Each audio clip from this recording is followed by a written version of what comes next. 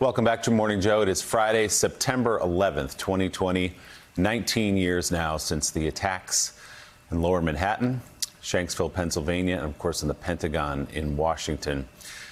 Today there stands One World Trade, where the two towers once stood.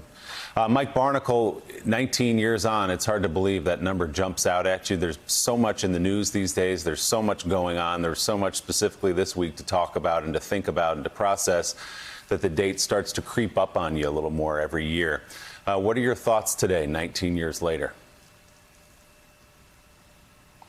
Well, Willie, you just alluded to one of my principal thoughts. You just worry and you wonder whether the memory of that day, the impact of that day, and all that followed it will be diminished a bit by the cacophony that we endure each and every day with the politics of the moment.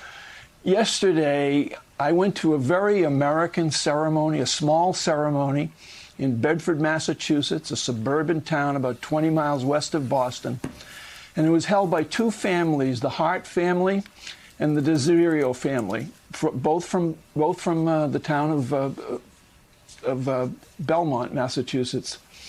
And it was by the Concord River, a few miles down from the Old North Bridge, shot heard around the world. And it was by a bridge that was named in honor of two sons, John Hart, 20 years of age when he was killed in Iraq in October of 2003, and Travis Desiderio, who was 19 when he was killed in Fallujah in October of 2004. The two families, Brian Hart and the Desirios, they stood there and they weren't angry, they weren't yelling, they weren't ideological.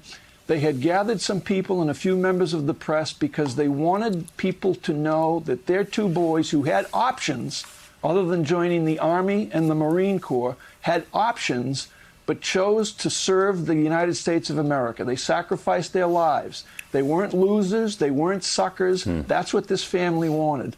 And there was more sadness than there was anger, and the sadness was over the fact that, as Brian Hart, John Hart's father, said, that we are now led by a man like Donald J. Trump.